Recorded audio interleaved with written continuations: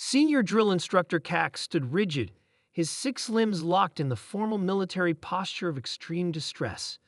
The translucent membrane across his eye stalks had turned a sickly yellow, a clear physiological sign of panic among the Tolari species.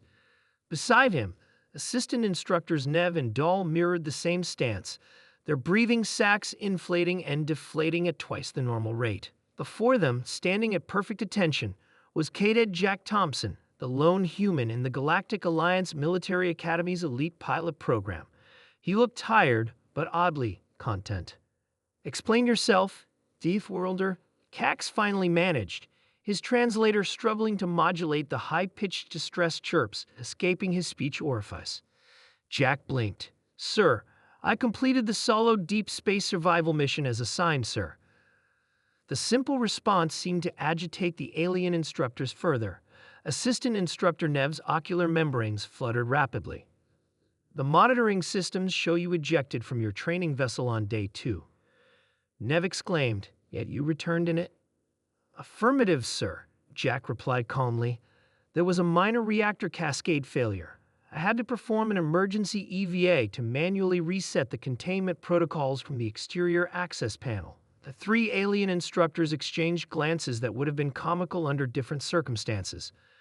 In the 700 cycles of the Academy's existence, no cadet had ever survived a reactor cascade failure in the outdated training vessels.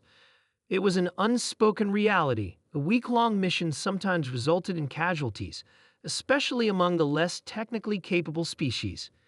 "You were in the void, unprotected?" Cax's voice had taken on a tone of horrified fascination. "Not unprotected, sir. I wore my EVA suit." Jack's expression remained neutral, though anyone familiar with human micro-expressions might have detected a hint of confusion. "For how long?" Dahl demanded. "Approximately 17 hours, sir. The manual reset procedure was complex, and I had to fabricate a replacement coupling using materials from the emergency repair kit." A strangled sound escaped Cax's breathing sac. 17 hours in what most spacefaring species considered absolute hell, the empty void between stars, with only a thin layer of specialized fabric separating fragile biology from instant death. "And then," prompted Nev, who had begun to tremble slightly. "Then I re-entered the vessel, restarted life support, and continued the mission, sir." Jack shifted his weight slightly, the only sign of his discomfort under the intense scrutiny. "The reactor stabilized after my repairs." "Your life support was offline for how long?" Cax asked, dreading the answer. 83 hours, sir." The silence that followed was profound. Eventually, Cax gestured toward a sealed container on Jack's bunk. "And that is?" "My rations, sir. I didn't require them all." This statement finally broke Instructor Dole's professional composure. "Impossible. The survival package contains the minimum caloric requirement for a being of your mass for exactly 7 standard cycles." Jack cleared his throat. "With respect, sir, humans can function at reduced caloric intake for extended periods. I implemented a rationing protocol as soon as the reactor issue emerged, consuming approximately 40% of the standard allotment daily." The 3 instructors huddled together, speaking in hushed tones in their native language. Jack stood at attention, waiting patiently. He didn't understand why his performance was causing such alarm. The mission had been challenging, certainly, but nothing beyond his training. Finally, Cax approached him again. "Records indicate your life pod's thermal regulation system also failed." "Yes, sir.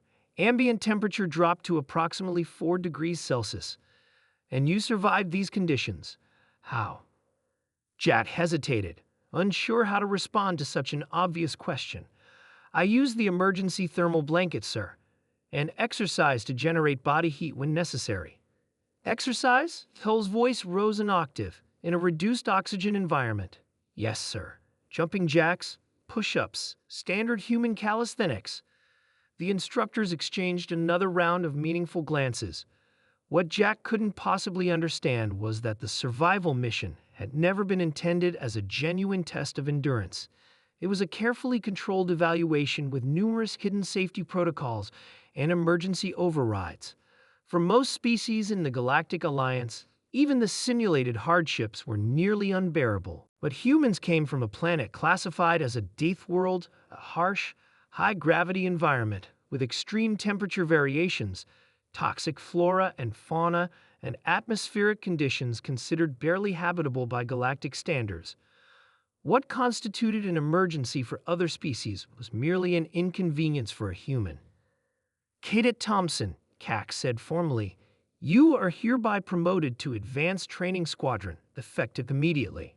Jack blinked in surprise. "Sir, I still have 3 months of basic training remaining." "Not anymore," Cax replied, his posture finally relaxing slightly. "Your performance has demonstrated advanced capabilities beyond our standard metrics." What Cax didn't say was that the instructors would be filing an urgent report to Galactic Command about reconsidering the inclusion of humans in standard training protocols. Either the protocols would need to be completely redesigned, or humans would need their own specialized program, one that actually challenged their unsettling resilience. As Jack was dismissed and left the barracks, Nev turned to his colleagues. "Did you see his personal log?" He described the experience as peaceful and contemplative. "The High Command needs to know," Dahl whispered. "If these humans consider our worst-case scenarios to be merely contemplative experiences." Cax nodded gravely. "Indeed, the Alliance may have underestimated our newest members. They don't just survive, they thrive in conditions that would kill any other sentient species." Outside, Jack walked across the training grounds, unaware of the revolution his simple survival had just ignited in the Galactic Alliance's military doctrine. To him, it had just been another test, difficult but manageable. He couldn't understand why his alien instructors had looked at him as though he were some kind of monster. After all, he'd only done what any human would do: adapt and overcome.